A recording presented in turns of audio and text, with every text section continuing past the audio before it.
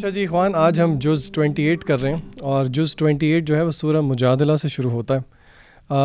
سورہ مجادلہ پہ جب اس کی میں نے تلاوت کی اور تھوڑا بہت میں نے اس پہ غور و فکر کرنے کی کوشش کی، تو مجھے پرسنلی اس میں ایک جو سینٹرل تھیم ہے وہ نالج کی، علم کی نظر آئی، اور اس میں ایک آیت بھی ہے جو کہ علم کی امپورٹنس کو جو ہے وہ اس کی طرف اشارہ کرتی ہے، جس میں اللہ فرماتے ہیں یرفع اللہ الذین آمنوا منکم والذین اوتوا العلم درجات، کہ اللہ تعالیٰ will raise those in ranks who were given knowledge.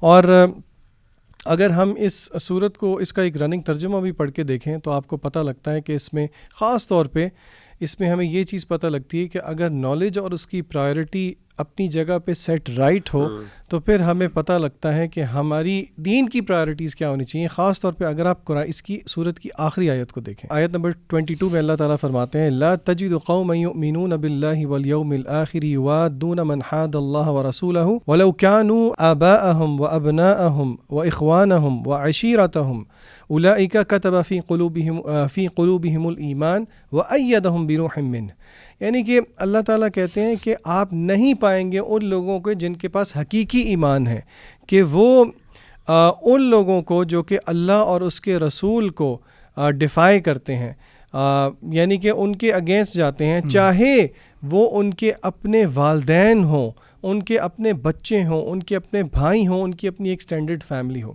یہاں پہ ہمیں یہ پتہ لگتا ہے کہ دین کا صحیح علم آ جانے کے بعد انسان کے لیے دین سے زیادہ کوئی اور چیز پرائیورٹی نہیں ہونی چاہیے، اور نہ ہی ہو سکتی ہے، چاہے وہ ہمارے اپنے خلاف ہو، ہمارے قرابت داروں کے خلاف بھی کیوں نہ ہو۔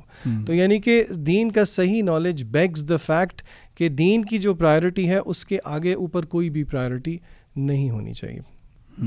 اچھا، ادھر اللہ تعالیٰ نے انہی لوگوں کو حزب اللہ بھی کہا ہے کہ یہ وہ لوگ ہیں جو اللہ سبحانہ و تعالیٰ کی جماعت ہے، اور اس کی جو کیریکٹرسٹکس ہیں اس جماعت کی وہ یہی ہیں، جیسے ذیشان بھائی نے کہا کہ جب وہ الیجنس جو ہے نا ان کی اللہ اور اس کے رسول کے ساتھ ہوتی ہے، اینڈ جو بھی ان کے خلاف ہوتا ہے، جو بھی اللہ اور ان کے رسول کے خلاف ہوتا ہے، یہ ان سے جو ہے نا ڈسٹنس کر لیتے ہیں اپنے آپ کو، چاہے ان کے وہ والدین ہوں، چاہے قرابت دار ہوں، دوست ہوں، جو مرضی ہوں، تو ان کی یعنی پرائیورٹی جو ہے وہ اللہ اور اس کا رسول ہے۔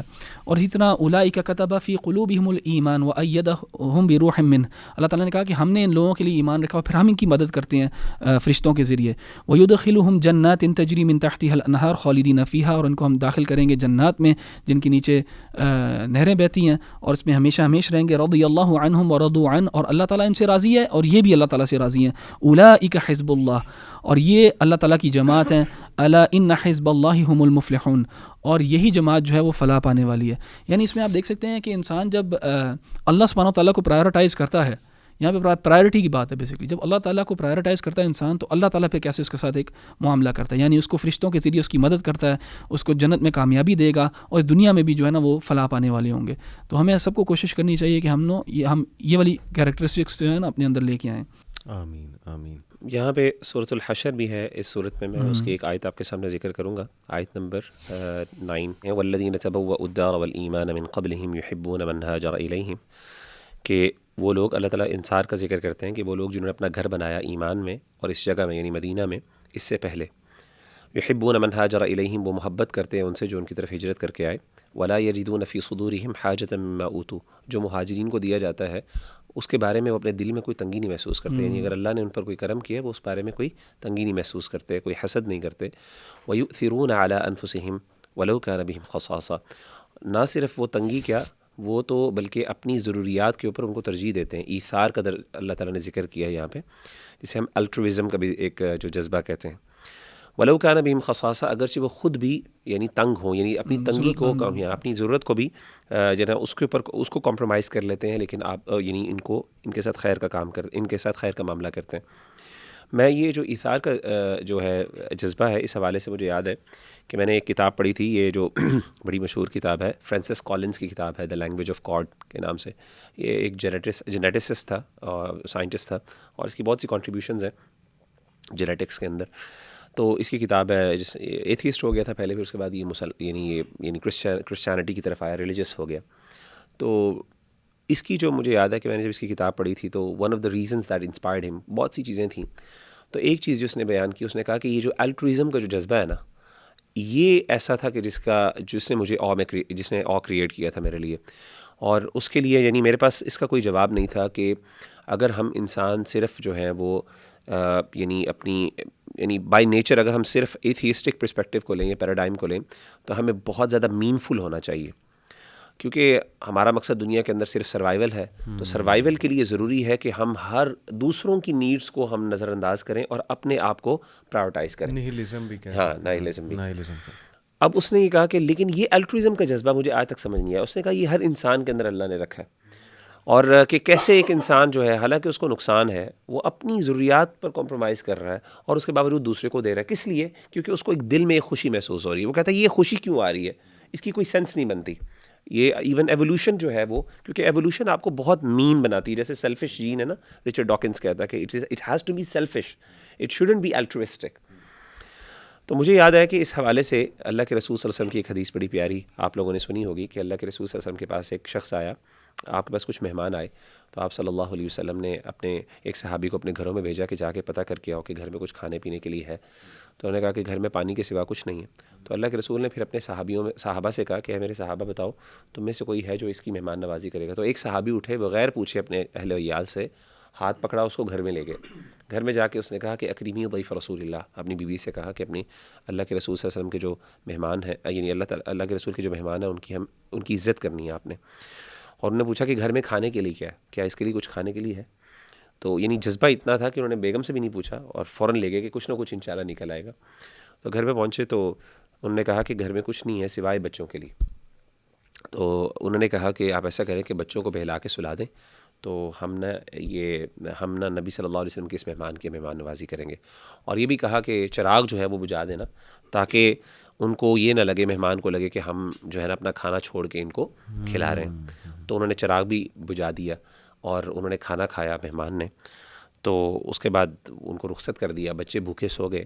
کہاں انسان چلے اپنے آپ پہ تو کمپرومائز کر رہا تھا، اپنے بچوں پہ نہیں کرتا. انسان کہتا ہے بچوں کی ضرورت بہت، اس پہ میں کمپرومائز نہیں کر سکتا، لیکن اپنے بچوں کو بھی سبحان اللہ ایک گرون اپ مین کے لیے، ایک ان نون بندے کے لیے جو اللہ کے رسول کا ایک مہمان ہے، میرا مہمان بھی نہیں ہے، سبحان اللہ. تو اگلے دن اللہ کے رسول صلی اللہ علیہ وسلم نے اس سے پوچھا کہ تم نے کیا عمل کیا رات کو؟ تو وہ حیران ہوا کہ اس نے کہا کہ پتہ نہیں، اسے آگے سے پوچھا ہوگا کہ کیا مجھ سے کوئی غلطی ہو گئی ہے مہمان نوازی میں. تو اللہ کے رسول صلی اللہ علیہ وسلم نے فرمایا کہ جو تم نے عمل کیا ضحک اللہ من فعالکما، کہ اللہ تعالیٰ تمہارے ان دونوں، تمہارے میاں بیوی کے اس کام کی وجہ سے اللہ تعالیٰ مسکرائے ہیں رات کو. سبحان اللہ. اس سے پتہ چلا کہ یہ الٹروازم کا جو جذبہ تھا. اور پھر یہ آیت نازل ہوئی والذین تبوؤا الدار والایمان من قبلہم یحبون. اللہ نے تعریف کی ان صحابہ کی کہ اپنی ضروریات کے اوپر جو ہے نا ترجیح دیتے ہیں مہاجرین کو. یعنی اسلامی بھائی چارہ اتنا قریبی ہے کہ سبحان اللہ اپنے خونی رشتوں کو، یعنی وہ کہاں ہو اور یہاں پہ سبحان اللہ. اور میں سمجھتا ہوں کہ جب اسلامی رشتہ ایک بندے کا ہو اور ایک مسلمان بھائی ہو، اپنا خونی رشتہ، تو اس سے کیا محبت ہونی چاہیے انسان کو، ڈبل ان کے ساتھ جذبہ ہونا چاہیے. آگے وہ دعا بھی بتائیں نا جو اس سے اگلی آیت میں دعا بھی ہے، وَلَا تَجْعَلْ فِي قُلُوبِنَا غِلًّا لِّلَّذِينَ آمَنُوا رَبَّنَا إِنَّكَ رَءُوفٌ رَحِيمٌ. اللہ تعالیٰ ہمارے دلوں کے اندر اپنے بھائیوں کے لیے کوئی وہ جو ہے کوئی دشمنی، کوئی حسد وغیرہ اس طرح کی چیزیں نہ ہوں. سبحان اللہ. تو یہ میں سمجھتا ہوں کہ بڑی اچھا یہ جو آپ نے دعا اپنے آخر میں شیئر کیا نا، یہ ویسے تو ایک اسپیسیفک کانٹیکسٹ کے اندر، لیکن اس کو جنرلی بھی ہمیں دیکھنا چاہیے کہ کچھ ہمارے ہاں نا لوگ ہیں، گروہ ہیں جو مسلمان جو گزر چکی ہیں ان کو برا سمجھتے ہیں، ان کے اندر اپنے دل میں بغض رکھتے ہیں، نفرت کرتے ہیں اور برا بھلا کہتے ہیں جنرلی. حالانکہ جو وہ مسلمان ہیں وہ اسی ایمان کی حالت میں اس دنیا سے گئے ہوتے ہیں، تو ان کے اوپر بھی یہ آیت لاگو ہوتی ہے جس میں اللہ تعالیٰ نے تعریف کی ان لوگوں کی والذین جاءوا من بعدہم یقولون ربنا اغفر لنا ولاخواننا الذین سبقونا، کہ اللہ تعالیٰ نے تعریف کی کن لوگوں کی کہ جو لوگ دعا کرتے ہیں اللہ تعالیٰ سے کہ ہمیں بھی معاف کر اور ہمارے بھائیوں کو جو ہم سے پہلے گزر چکے ہیں ان کو بھی معاف کر. ولا تجعل فی قلوبنا غلا للذین آمنوا، اور ہمارے دل میں غل یعنی نفرت یا کوئی کسی قسم کی فرکشن نہ ڈال ان لوگوں کے لیے جو ایمان لے کے آئے ہیں. ربنا انک رؤوف رحیم. تو یعنی اس میں ہمیں نا پاسٹ کے اندر دیکھ کے مسلمانوں کو ان کی غلطیوں کی وجہ سے اور پرسیوڈ غلطیاں، ہو سکتا ہے غلطیاں ہوں بھی نہ، آپ کی پرسیپشن ہو کہ وہ غلطیاں، اور پھر ایک بغض پالنا ان کے لیے، یہ اس آیت کی نفی ہے. اللہ تعالیٰ اس چیز کو پسند نہیں کرتا. اللہ تعالیٰ اس چیز کو پسند کرتا ہے کہ انسان جو ہے نا مسلمانوں کے معاملے میں جو پاسٹ میں بھی گزر چکے ہیں ان کے بارے میں انسان جو ہے نا حسن ظن رکھے. یہ مجھے ایک اسکالر کی ایک اسٹیٹمنٹ یاد ہے، انہوں نے کہا تھا کہ our history is as human as we are. ہاں بالکل ایسے ہی. یعنی ہمیں یہ ایزیوم نہیں کرنا چاہیے کہ ہماری ہسٹری جو ہے اس کے اندر آل جو ہے نا پرفیکشن ہے، کمال ہے. نہیں، اس میں بھی انسان تھے، کمزوریاں تھیں، جنگیں تھیں، آپس میں لڑائیاں تھیں. لیکن ایز ہیومنز کبھی کبھی ایسے ہو سکتا ہے کہ بشری تقاضے کے تحت کوئی قدورت کوئی چیز نہ جائے، تو اس کے لیے ایک بڑی پیاری آیت ہے اسی موضوع پہ قرآن مجید میں. جنت میں جانے سے پہلے اللہ تعالیٰ خود اہل ایمان کے دلوں سے اگر کوئی چیز رہ گئی تو وہ نکالیں گے. وَنَزَعْنَا مَا فِي صُدُورِهِم مِّن غِلٍّ إِخْوَانًا. سبحان اللہ. بالکل ایسی، بلکہ یہ دعا حضرت علی نے کی تھی، حضرت زبیر رضی اللہ عنہ اور حضرت طلحہ سے جب وہ ظاہر ہے سول وار ایک ہوئی تھی، تو تب انہوں نے یہی دعا کی تھی کہ میں دعا کرتا ہوں کہ جب ہم جنت میں داخل ہوں تو اللہ تعالیٰ سب کچھ جو ہے ہمارے دل جو ہے وہ صاف ہو. جزاک اللہ. میں دیکھ رہا تھا کہ ماشاءاللہ سورہ مجادلہ سے لے کے سورہ تحریم بہت ڈیفیکلٹ ہے کہ ان میں سے ریفلیکشن ہاں جی بالکل ایسی، کیونکہ بہت سی سورج ہیں اور جیمز ہیں ماشاءاللہ. لیکن یہ سورہ حشر کی آیات میں کوٹ کرنا چاہوں گا، ورس 18 اور ورس 19. یا ایھا الذین آمنوا اتقوا اللہ ولتنظر نفس ما قدمت لغد واتقوا اللہ ان اللہ خبیر بما تعملون. انٹرسٹنگ بات کہ 2 بار اللہ نے تقوی کا ذکر کیا. پہلی بار جو ہے وہ یہ کہا کہ اے لوگوں جو ایمان لائے ہو اللہ سے ڈرو، بی کانشیس آف اللہ، اور دیکھو تم میں سے ہر کوئی یہ دیکھ لے کہ اس نے کل کے لیے جو ہے وہ کیا جمع کر رکھا ہے. اب یہاں پہ ہمارا مائنڈ سیٹ چینج ہونا چاہیے کہ دیکھیے دنیا کے لیے تو ہم پلاننگ جو ہے نا وہ اگلے 10 سال کی بھی کر لیتے ہیں. ایک بڑا امپورٹنٹ سوال ہے نا کہ where do you see your self in 5 years، لیکن کیا ہم نے کبھی یہ سوچا کہ where do we see our self in 100 years؟ تو قبر میں ہوں گے نا. ہاں ان دی ہیئر آفٹر ہمارا کیا جو ہے وہ مقام ہوگا. دنیا کے حوالے سے ٹاپ کی سوچ بناتے ہیں ہم، دین کے حوالے سے ہماری سوچ پتہ ہے کیا ہے؟ بس جی میرے لیے دعا کریں، اللہ مجھے ہدایت دے، اللہ تعالیٰ میرے گناہ معاف فرمائے. یعنی بیر منیمم 50% میں ہم نے پاس ہونا ہے. تو یہ دیکھیں اللہ سبحانہ وتعالیٰ کہ کہ نہیں، اگر مجھ سے ملاقات ہو جاتی ہے تو پھر کیا تم نے رکھا ہوا ہے اپنے کل کے لیے. اور اس میں جو ہے نا وہ پرو ایکٹیونیس کی طرف بھی اشارہ ہے. جو اسٹیون کووی نے پہلی ہیبٹ ہی پرو ایکٹیونیس رکھی اپنی 7 habits of highly successful people, کہ یعنی پہلے سے تیاری کرو، ریئیکشنری نہ ہو. اور ہماری عادت بطور قوم اللہ معاف کرے، begin with the end in mind بھی، لیکن پرو ایکٹیونیس ہے کہ پہلے سے آپ تیاری کرو. رسول اللہ صلی اللہ علیہ وسلم نے کہا نا الکیس من دان نفسہ وعمل لما بعد الموت، کہ جو عقل مند انسان ہے، پروڈنٹ انسان ہے، وہ اپنا حساب کرتا ہے اور اس چیز کے لیے کام کرتا ہے جو موت کے بعد ہے، جو موت کے بعد ہے. اور ان اللہ خبیر بما تعملون، اور دیکھو اللہ سبحانہ وتعالیٰ تو تمام ان چیزوں سے باخبر ہے جو بھی تم کرتے ہو. اور پھر اگلی آیا وَلَا تَكُونُوا كَالَّذِينَ نَسُوا اللَّهَ فَأَنسَاهُمْ أَنفُسَهُمْ أُولَٰئِكَ هُمُ الْفَاسِقُونَ. اور دیکھو ان کی طرح نہ ہو جانا جو اللہ کو بھلا بیٹھے، تو پھر اللہ نے انہیں ان کا آپ بھلا دیا. یہی تو لوگ جو ہیں وہ اصل میں فاسق ہیں. دیکھیں اللہ کو بھلانا یہ کیا ہے، اور اللہ اپنا آپ بھول جانا یہ کیا ہے.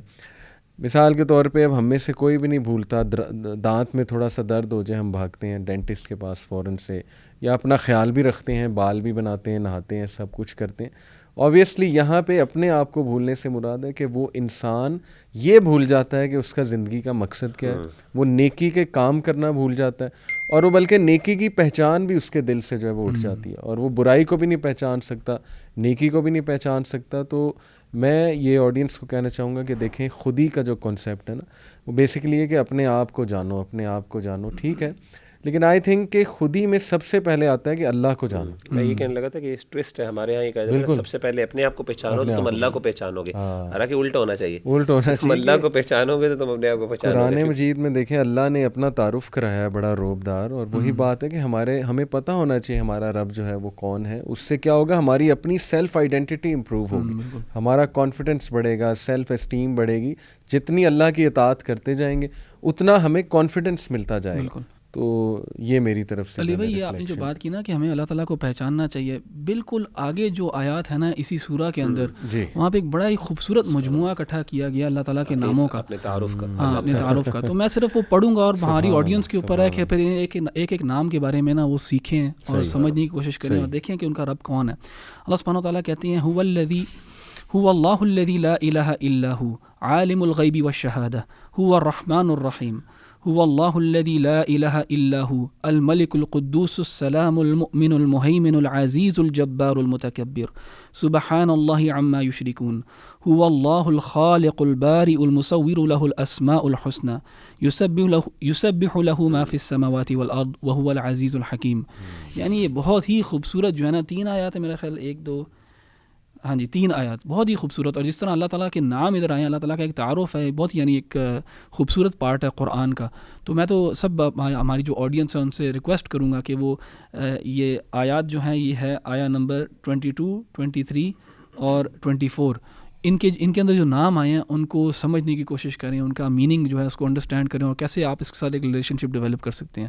اچھا، ویسے علی بھائی نے اوپر والے سینڈوچ کی بات کی، آپ نے نیچے والی بیچ والی، جو اس کے بیچ میں اللہ نے ایک پیرابل دیا ہے، وہ تو بہت، یعنی کہ اس کو میں سمجھتا ہوں کہ ایک قسم کا المیہ بھی ہے اس میں ہمارے لیے. اللہ کہتے ہیں کہ لو انزلنا ھذا القرآن، اگر اس قرآن کو نازل کیا گیا ہوتا پہاڑ کے اوپر، تو اے نبی لرأیتہ، آپ دیکھتے کہ خاشعا متصدعا من خشیۃ اللہ، وہ اللہ کے ڈر سے ریزہ ریزہ ہو جاتا.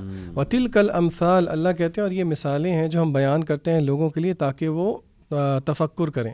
اس میں سوچنے کی بات یہ ہے کہ دیکھیں، تقوی کی آپ نے بات کی کہ اللہ نے ترغیب دلائی ہے تقوی کی طرف، پھر احمد بھائی نے اللہ تعالیٰ کے اسماء و صفات کی طرف بتایا. تو ہم یہ دیکھیں کہ کیا اگر پہاڑ پہ نازل ہونے والا قرآن پہاڑ کو ریزہ ریزہ کر دیتا ہے، تو وہی قرآن جب میں اور آپ آج کل تراویح میں سنتے ہیں، میرے اور آپ کے دل کی کیا حالت ہے؟ یعنی کہ یہ کویسچن ہے جو کہ ایک کویسچن کھڑا ہے، ہر وقت کھڑا ہے میرے اور آپ سے، ایک سوالیہ نشان ہے کہ میرے اور آپ کے دل کی آخر کیا حالت ہے. کیا ہمارے دل کو کچھ ہوتا ہے؟ جیسے کہ مغیرہ نے بھی ذکر کیا کہ دل کی کیفیت تو ایک اہل ایمان کی وہ ہوتی ہے کہ جب اللہ کا ذکر کیا جائے تو وجلت قلوبہم، ان کے دل جو ہیں وہ ڈر جاتے ہیں، نرم پڑ جاتے ہیں. ایک آیت ہے سورۃ الممتحنہ کے اندر، اللہ تعالیٰ نے جو ہے وہ، یہ مدنی سورہ ہے اور اس کے اندر اللہ تعالیٰ نے بہت سے اہم احکامات بھی ذکر کیے، بڑی پروفاؤنڈ سورہ ہے. تو اس کے اندر جو آیت نمبر 5 ہے وہ میں ذکر کرنا چاہتا ہوں. اللہ تعالیٰ فرماتے ہیں، یہ سیدنا ابراہیم علیہ السلام کے حوالے سے غالباً دعا ہے کہ انہوں نے یہ دعا مانگی، ربنا، اے ہمارے رب، لا تجعلنا فتنة للذین کفروا، کہ ہمیں فتنہ نہ بنانا ان لوگوں کے لیے جنہوں نے کفر کیا. واغفر لنا ربنا، اللہ ہمیں معاف کر دیجیے گا اے ہمارے رب، انک انت العزیز الحکیم، آپ بہت غالب اور حکمت والے ہیں. تو اس سے پتہ چلا کہ مفسرین بیان کرتے ہیں کہ اس کا مفہوم یہ ہے کہ یعنی اللہ تعالیٰ ان کو، کفار کو ہم پر غالب نہ کر دینا، کہ کہیں وہ غالب ہونے کے بعد یہ نہ سمجھ بیٹھیں یا اس فتنے میں اور اس دھوکے میں مبتلا نہ ہو جائیں کہ وہ حق پر ہیں، کہ یہ تو مغلوب قوم ہے، ان کو کیا ہونا ہے، یہ تو اگر سچے ہوتے تو ان کا رب ان کو بچا لیتا. آج یہ جو ہے وہ دنیا کی جو ہے وہ یعنی بھلائی اور خیر میں ہم سے آگے ہوتے، لیکن یہ ہم سے مغلوب ہیں، یہ بھلائی میں پیچھے ہیں، دنیا کے اندر جو اچھائی ہیں ان میں بھی پیچھے ہیں. تو اس کا مطلب اگر آپ اس کو تھوڑا سا جنرلائز کریں اس میننگ کو، تو اس کا مطلب یہ ہے کہ اللہ تعالیٰ ہمیں کبھی بھی اس کنڈیشن اور اسٹیٹ میں نہ لے کے آنا، یا ہم سے کوئی ایسے کام نہ کروا لینا جس کی وجہ سے کفار جو ہیں وہ فتنے کا شکار ہو جائیں اور وہ اپنے کفر پر جم بیٹھیں اور وہ سمجھیں کہ یہ مسلمان تو کچھ بھی نہیں ہے، یہ تو فاری قوم ہے. اور خاص طور پہ کوئی ہماری ایسی بات نہ ہو جس کی وجہ سے وہ کفر میں مزید بڑھ جائیں، اللہ معاف کرے. یعنی ہماری مس ریپرزنٹیشن اور اسلام کی جس کی وجہ سے وہ. اور اس میں اخی ایک اور چیز، جو ایک تو مس ریپرزنٹیشن ہے، مین جو پوائنٹ جیسے انہوں نے ذکر کیا نا کہ ہماری مس ریپرزنٹیشن. دوسری چیز یہ ہے کہ میں یہ بھی سوچتا ہوں کہ بعض اوقات ایسا ہوتا ہے کہ جب ہم خاص طور پہ دعویٰ کی فیلڈ میں لوگوں سے ڈائلاگ کر رہے ہوتے ہیں، ڈسکشن کر رہے ہوتے ہیں، تو ہمیں یہ بھی محتاط ہونا چاہیے کہ ہمارے ڈسکشن کے اندر کہیں ایسا نہ ہو کہ آپ ایون حق بول رہے ہیں لیکن آپ کے حق بولنے کے طریقہ یا انداز ایسا ہو کہ اگلا بندہ وہ کلمہ کفر پہ جم جائے یا کلمہ کفر میں چلا جائے. مثال کے طور پہ میں سمجھتا ہوں کہ جیسے والدین کے ساتھ انسان کی ڈیلنگ ہوتی ہے، آپ دین پریکٹس کی، آپ نے شروع کیا، اب آپ کے ساتھ والدین کے اختلافات ہو رہے ہیں گھر کے اندر.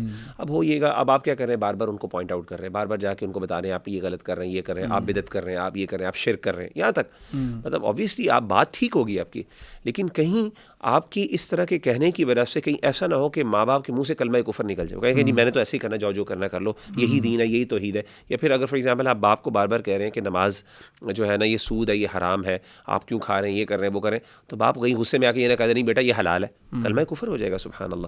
تو کہنے کا مطلب ہے کہ ہمیں نا، اور یہ مفسرین علماء نے اس بات کا ذکر کیا ہے کہ ہمیں اس بات پہ بہت محتاط ہونا چاہیے کہ کہیں ہماری وجہ سے کوئی بندہ کفر میں زیادہ نہ بڑھ رہا ہو، یعنی ہم کسی کے لیے فتنے کا باعث نہ بنیں. ہم ہمیشہ خیر کا باعث بننا چاہیے، چاہے وہ کافر ہوں چاہے وہ ہمارے بھائی ہوں، تو we should always be a source of خیر فار دیم. الحمدللہ. اچھا، آپ نے آیا نمبر 5 شیئر کیا، اس سے میں ایک آیت پیچھے جائیں گے تو آیا نمبر 4 کے اندر نا بڑا ایک امپورٹنٹ لیسن ہے. ہمارے یہاں نا کچھ لوگ ایک غلط تصور رکھتے ہیں انبیاء کے بارے میں کہ انبیاء جو تھے وہ بہت پیسو تھے اور وہ جو ہے میٹھی میٹھی باتیں بس کرتے تھے اور ان کے اندر جو ہے نا وہ زیادہ ایکٹیویزم نہیں تھا.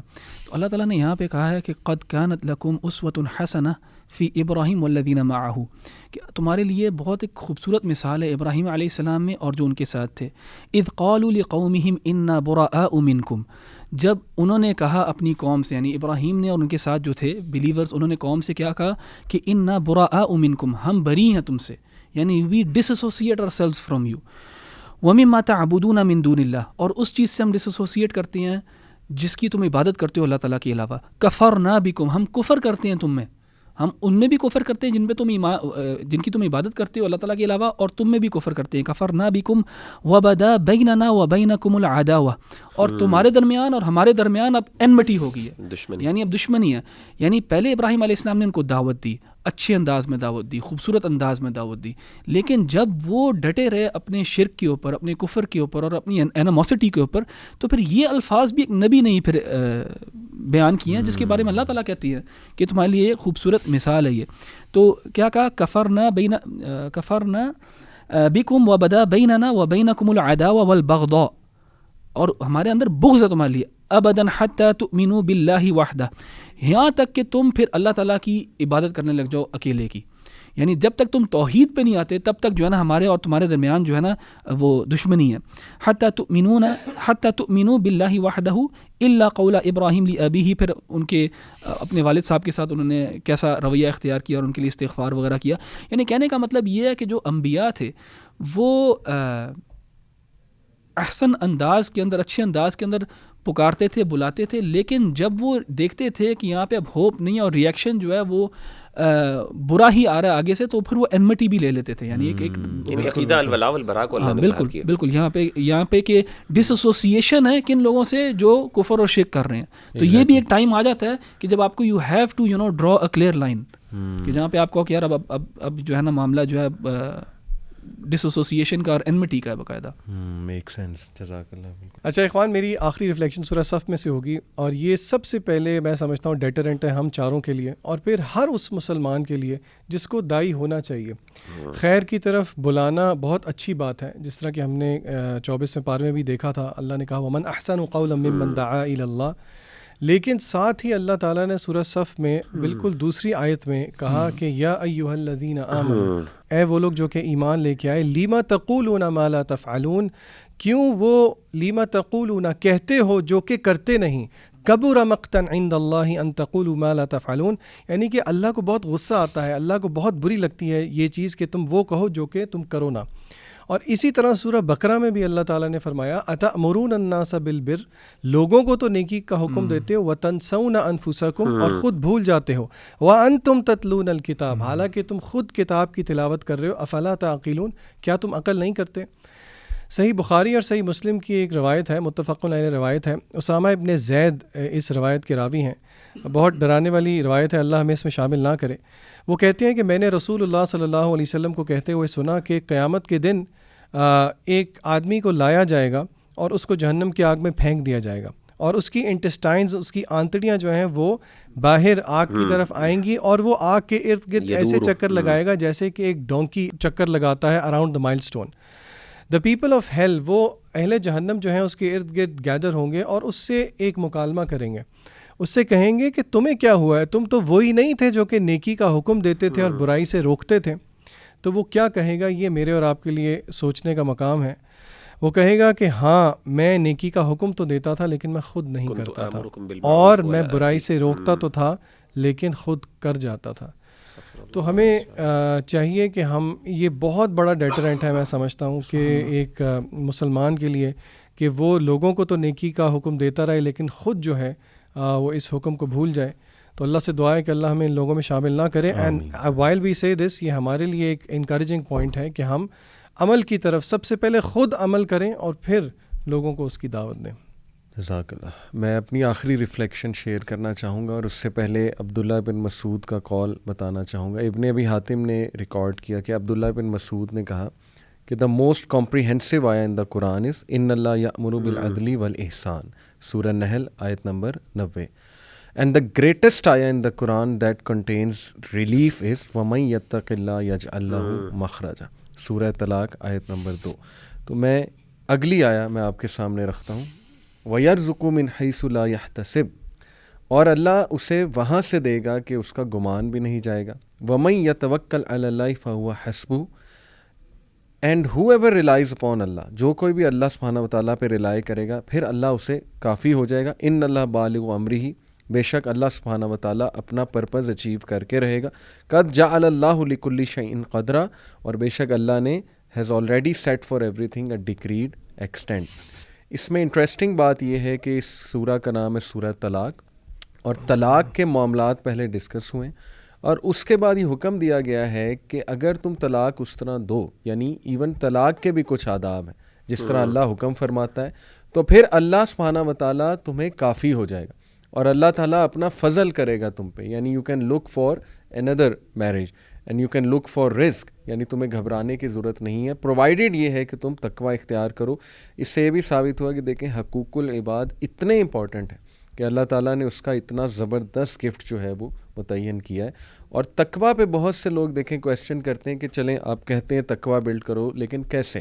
اس پہ میں سب سے پاورفل ٹپ جو میں سمجھتا ہوں وہ یہ ہے کہ دیکھیں ہماری روٹین ہی ایسی ڈیزائن کی گئی ہے اللہ کی طرف سے جو تقوی بلڈ کرتی ہے. تقوی از بیسکلی یاد دہانی آف اللہ, اور اس یاد دہانی سے حرام سے بچ جانا اور حلال کام کرنا. تو دیکھیں ہم تو جب صبح اٹھتے ہیں تبھی سے اللہ کو یاد کرتے ہیں, الحمدللہ الذی احیانا بعد ما اماتنا والیہ النشور. پھر گھر سے نکلتے ہوئے بسم اللہ توکلت علی اللہ لا حول ولا قوۃ الا باللہ. پھر کھانا کھانے کے بعد پھر واش روم جاتے ہوئے, واش روم نکل کے مسجد انٹر ہوئے, مسجد سے ایگزٹ ہوتے ہوئے, پھر رات کو سوتے ہوئے, یعنی in every situation we are remembering Allah سبحانہ وتعالیٰ. تو میری پیرنٹس سے خاص یہ درخواست ہے اپنے بچوں کو دعائیں یاد کرائیں. اگر آپ چاہتے ہیں کہ وہ اللہ کا تقوی ان کے اندر بلڈ ہو, اللہ کی محبت بلڈ ہو, اور جو لوگ یہ دعائیں یاد کر چکے ہیں ان سے درخواست ہے ان کو کانشیسلی پڑھا کریں, ان کو ذرا مائنڈ فلنس کے ساتھ جو ہے وہ پڑھا کریں. اور ایک میں آپ کو سنا دیتا ہوں, یہ قتادہ جو تھے ان کا کوٹ, کہ انہوں نے کہا کہ وَمَن يَتَّقِ اللَّهَ يَجْعَل لَّهُ مَخْرَجًا سے مراد ہے کہ اللہ ہر ڈاؤٹ سے اور موت کے وقت جو ہاررز ہیں, موت کے وقت جو خوفناکیاں ہیں, ان سے تمہیں جو ہے وہ نجات دے گا. یہ اصل میں اس سے مراد ہے, اور یہ بہت بڑی بات ہے. موت کا خوف اور موت کے ڈر کی ہولناکیاں اللہ معاف کرے. جیسے ہم دعا کرتے ہیں نا کہ اللہ ہمیں فتنۃ المحیا والممات, یعنی اس حیات کے فتنے سے بھی, اور جو موت کے ٹائم پہ فتنہ آئے گا پتہ نہیں اس کی ہولناکیاں کیا ہیں, اللہ تعالیٰ ہم سب کو بچائے. تو یہ بہت ہی موٹیویشنل آیا ہے, اس میں ریلیف ہے. کسی بھی سچویشن میں انسان پھنسا ہوا ہے, انسان کو چاہیے تقوی اختیار کر لے, اللہ تعالیٰ کوئی نہ کوئی راستہ نکال دے گا, اور وہاں سے دے گا کہ اس کا گمان بھی نہیں جاتا, اور اللہ تعالیٰ اسے بے حساب دے گا اور اسے کافی ہو جائے گا. تو اللہ تعالیٰ ہمیں اپنے اوپر توکل کرنے والا بنائے, اور ہم سب کو تقوی اڈاپٹ کرنے کی توفیق عطا فرمائے. جزاکم اللہ خیر. اچھا علی بھائی, اس میں نا یہ جو آیت ہے یہ میرے بھی دل کے بڑی قریب ہے یہ آیت, کیونکہ مجھے یاد ہے 2014 میں نا میں بہت ایک مشکل سچویشن میں تھا, انگلینڈ میں تھا میں, اور میں نے جو بھی پلان کیا ہوا تھا وہ سب جو ہے نا like a house of cards وہ آ کے بالکل نیچے گر گیا, اور میں بڑا ہی پریشان تھا, مجھے یاد ہے. اور مجھے نا یہ آیت جو ہے نا اللہ تعالیٰ نے میرے ذہن میں ڈالی ہوئی تھی, اور یہ نا اس سے بھی پتہ لگتا ہے کہ جو قرآن حفظ کرنا جو ہے نا اس کی کتنے فوائد ہیں, کہ انسان جو ہے نا وہ ان آیات کے ساتھ زندہ رہتا ہے, اور جب مسئلہ کوئی آتا ہے کوئی زندگی کے اندر تو اللہ کاؤنسل کرتا ہے آپ کو اپنے الفاظ کے تھرو. تو مجھے یاد ہے کہ میں یہ آیت جو ہے نا میرے ذہن میں بہت زیادہ تھی, وَمَن يَتَّقِ اللَّهَ يَجْعَل لَّهُ مَخْرَجًا وَيَرْزُقْهُ مِنْ حَيْثُ لَا يَحْتَسِبُ, کہ اگر میں اللہ تعالیٰ کا اگر تقوی اختیار کروں گا نا اللہ تعالیٰ میرا معاملہ حل کر دے گا. اینڈ میرا یہی ایٹیٹیوڈ تھا, اور کبھی میں آپ کو ڈیٹیل میں سٹوری سناؤں گا کہ اللہ تعالیٰ نے پھر ویسے ہی کیا کہ میرا گمان بھی نہیں تھا, وہاں سے اللہ تعالیٰ نے میرا رزق جو ہے نا تیار کیا. بے شک. جزاک اللہ خیر. میں آخری آیت انشاءاللہ جو میں صرف ترجمہ کروں گا, اس میں تفصیلی میں نہیں جاؤں گا. سورہ ممتحنہ کی جو سیکنڈ لاسٹ آیت ہے وہ آیت نمبر 12 ہے, کہ اس میں اللہ تعالیٰ نے مومن عورتوں سے بیعت کی بات کی. اور یہ بات بڑی امپورٹنٹ ہے سمجھنا کہ جب اللہ تعالیٰ ان چیزوں پر نبی صلی اللہ علیہ وسلم سے کہہ رہے ہیں کہ بیعت لیں, تو اس کا مطلب ہے یہ گناہ تھے جو اس وقت خواتین کے اندر بہت زیادہ کامن تھے, جن سے اللہ تعالیٰ نے کہا کہ تم نے ان سے جو ہے نا وہ نہ کرنی ہے, یعنی تم نے یہ کام نہیں کرنے. اور میں سمجھتا ہوں اس کی کچھ نہ کچھ جو ہے نا وہ ریمینز آج بھی خواتین کے اندر پائے جاتے ہیں, اور خواتین ان چیزوں میں اکثر انوالوڈ ہوتی ہیں. تو میں صرف لسٹ کروں گا, اور مقصد اس کا یہی ہے کہ انسان اپنی اصلاح کرے. اس کا مطلب یہ نہیں کہ کسی خاتون کو ہم بلیٹل کر رہے ہیں, کہنے کا مطلب ہے یہ گناہ عام طور پہ غلطیوں میں پائی جاتی ہیں. اللہ تعالیٰ نبی صلی اللہ علیہ وسلم کو فرماتے ہیں یا ایھا النبی و نبی صلی اللہ علیہ وسلم اذا جاءک المؤمنات، جب مومن عورتیں آپ کے پاس آئیں یبایعنک، آپ سے بیعت کرنے کے لیے اسلام کی، تو آپ ان سے بیعت کیجیے کن چیزوں پہ؟ علی اللہ یشرکن باللہ شیئا، سب سے پہلے کہ وہ اللہ کے ساتھ شرک نہیں کریں گے، ظاہر ہے، ولا یسرقن، دوسری چیز چوری جو ہے خواتین کی، اور اس میں ملٹیپل فارمز ہو سکتی ہیں چوریوں کی، ولا یزنین، زنا نہیں کریں گے، ولا یقتلن اولادہن، اپنی اولاد کو قتل نہیں کریں گی، ولا یأتین ببہتان یفترینہ بین ایدیہن وارجلہن، اور نہ وہ بہتان ترازی کریں گے، یعنی ایک دوسرے پر بہتان لگانا، غلط باتیں ایک دوسرے کی طرف، اور خواتین بہت زیادہ کرتی ہیں لیاذ باللہ، دوسروں پہ غلط الزام، جھوٹے الزام، ولا یعصینک فی معروف، اور بھلائی کے اندر آپ کی نافرمانی نہیں کریں گی. اگر یہ ساری چیزوں پہ وہ ایگریڈ ہوتی ہیں فبایعہن واستغفر لہن اللہ، آپ ان سے بیعت کر لیجیے اور اللہ تعالیٰ سے ان کے لیے استغفار کریں. ان اللہ غفور الرحیم، بے شک اللہ بخشنے والے رحم کرنے والے. اللہ تعالیٰ ہم سب کو عمل کرنے کی توفیق عطا فرمائے. السلام علیکم و رحمۃ اللہ.